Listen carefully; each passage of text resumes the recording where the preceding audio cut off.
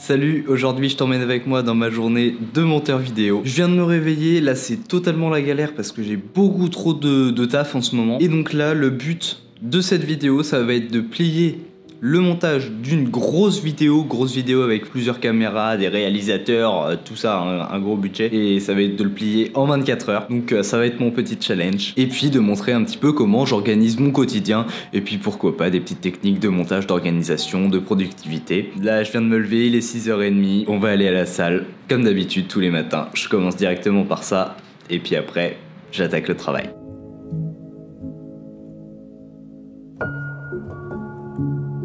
À chaque fois, comme d'habitude, j'en profite pour écouter un petit podcast. Et puis l'avantage d'y aller le matin à pied, c'est que directement tu prends la lumière du jour.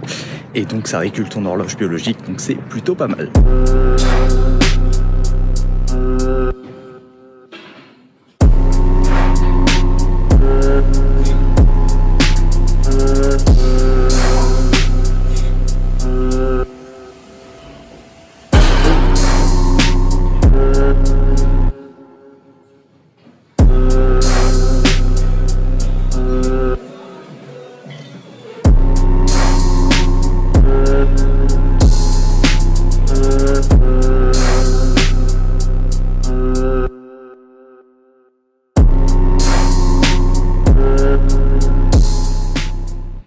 Bon, je viens de rentrer de la salle, mais par contre c'est pas top parce que j'ai testé des nouveaux exos avec un autre gars qui était là. Et du coup, au lieu de m'entraîner 2 heures, je me suis entraîné 3 heures, donc ça fait 1 heure de moins dans la journée. Là il est 10h, je suis parti, il devait être 6h45, c'est pas dingue. Il est même un peu plus de 10h, enfin je sais même pas quelle heure il est, mais ça doit être dans ces eaux-là. Bon, du coup, petite douche et puis je me mets au taf.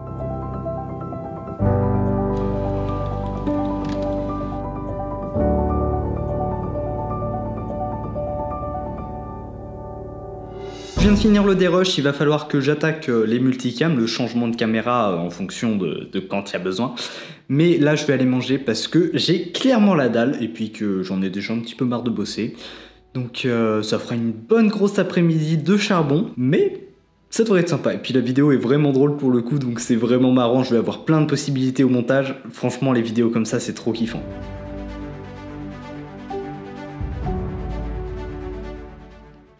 Ok, tous les changements de caméra c'est fait. Donc là je vais aller regarder les vidéos de Squeezie pour le boulot, hein. Les vidéos où ils ont le truc, je sais plus c'est quoi, mais bref, où il y a un inspecteur aussi, parce que là dans cette vidéo c'est dans le même style, un comédien qui joue un inspecteur et qui pose des questions. Donc je vais aller copier un petit peu, voir comment ils font au niveau du sound design, des blancs aussi qui sont laissés, parce que tu vois, comme c'est un acteur, il joue bien, et quand tu joues bien tu laisses des blancs, il y a des respirations, bref tout ça. Donc je vais regarder si ça je les coupe ou pas.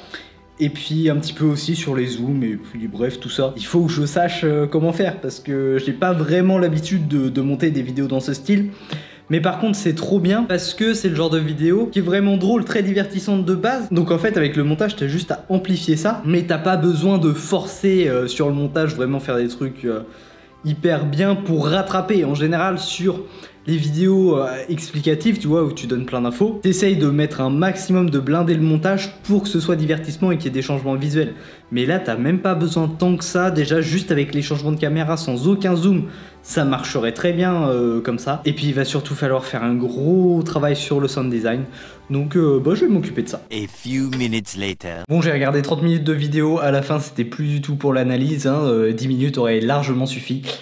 Mais bon, la vidéo est vachement bien et au moins ça m'aura fait une petite pause. Donc là je retourne au charbon. Donc là je vais m'attaquer à la partie sur l'audio. Vraiment c'est pas un montage très complexe pour le coup.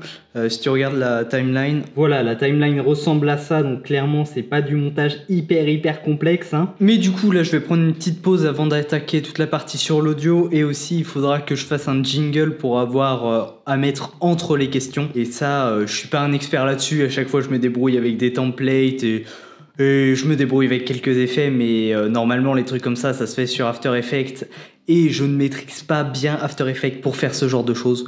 Donc je trouverai une petite solution, je pourrais vous montrer comment je le fais. Et puis bah là du coup, avant d'attaquer ça quand même, parce que je commence à bien cramer, je vais faire une petite pause pour lire. Et puis ouais, vraiment il fait hyper chaud, la canicule qui me termine.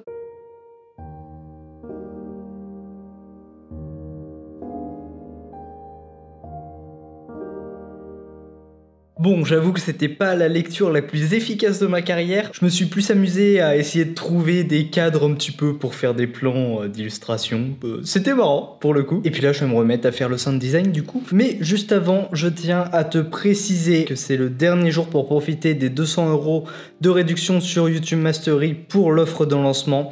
Ça se termine ce soir à minuit. YouTube Mastery, c'est la méthode pas à pas pour exploser ton niveau au montage, travailler avec tes youtubeurs préférés et générer plus de 3000 € par mois de façon stable et récurrente. Donc si tu veux accéder à tout ça en promotion, c'est le premier lien dans la description. Allez, c'est parti, on va mettre les petites musiques. Bon voilà, la timeline ressemble un peu plus à quelque chose. Et puis là, je vais t'expliquer rapidement comment j'ai fait le jingle pour cette vidéo. Je vais filmer mon écran et je ferai une voix off, ce sera beaucoup plus simple. Et puis voilà. Je vais juste montrer un petit peu à quoi ça ressemble de base le jingle quand il est dans la vidéo. Et puis c'est tout. Bonjour. Voilà, c'est juste un jingle très simple et on va se retrouver dans After Effects pour voir à quoi ça ressemble et comment je l'ai fait. Donc, il y a juste deux versions avec un en mode question suivante et un autre en mode l'interrogatoire, tu réponds et puis c'est tout. Le fond, c'est juste une image que j'ai générée avec une IA générative d'images, il me semble que c'était Bing, sauf que ça m'a donné une image en format vertical. Ça m'embêtait parce que moi je voulais que ça prenne toute la place. Donc je suis passé dans Photoshop avec l'IA qui permet d'étendre et de générer cette partie. Donc j'ai fait ça pour les deux côtés. Donc tu vois, c'est pour ça que là il y a une petite coupure qui est pas top, mais on s'en fout, ça passe quand même. Donc j'avais ce fond auquel j'ai rajouté une petite aberration chromatique, là on voit en bas ici, auquel j'ai rajouté un petit peu de fumée, tu vois, qui se déplace. Ça met toujours une petite ambiance. La fumée que j'ai mis en écran, en mode de fusion. J'ai rajouté mon texte, donc mon texte c'est juste, si on va dans les effets, avec plusieurs glows, il doit y en avoir 3 pour pouvoir faire un glow sympa. Il y a des extensions qui permettent de faire des glows vraiment stylés sur After Effects, mais je les ai pas achetés parce que j'utilise pas souvent After Effects, donc je me débrouille à empiler plusieurs glows. Donc un très intense mais avec une petite largeur, un autre moins, enfin entre les deux, et un autre hyper faible mais qui prend beaucoup plus de largeur. Et donc on arrive à avoir un glow sympa avec ça. Je rajoute une petite animation de clignotement pour faire un petit peu néon. Ça, je sais plus trop comment j'ai fait. J'ai suivi un tuto. C'est une animation de l'opacité, mais avec un texte.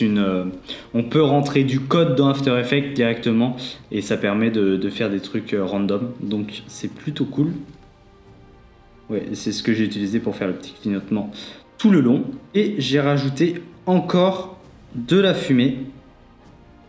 Mais cette fois-ci, le mode de fusion était différent. C'est en Color Dodge, si je dis pas de bêtises, ouais.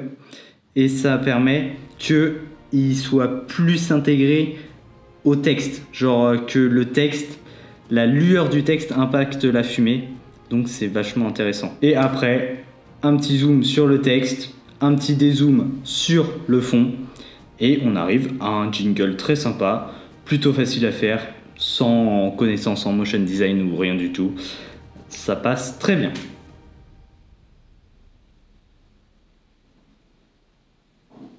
Voilà, c'est tout pour le petit tuto express de Sylvain. L'export est en train de se faire. Là, il est 20 h, donc je vais aller manger. Ça aura clairement été une très bonne journée de travail que je ne fais pas souvent. C'est quasiment jamais que je bosse autant pour des clients dans une seule journée. Là, c'est juste que la deadline, elle est assez serrée parce qu'on est le 23 août et qu'elle veut qu'elle sorte le 27, donc en gros ça va encore, mais bon, faut pas traîner. Et que je voulais me faire le petit challenge de la montée en une seule journée. Mais normalement, quand je bosse, allez, 2-3 heures maximum pour mes clients et puis après je bosse sur mes projets. Et normalement j'aurais fait sur 3-4 jours, comme ça j'ai plus de temps pour moi. Parce que là, bon bah je vais aller regarder une petite série après coup, je pense, avant d'aller me coucher.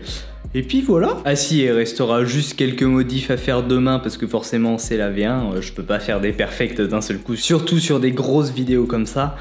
Mais bon, là j'ai fait 90% du travail largement. Demain il y aura juste 2-3 modifs je pense et puis ce sera bon.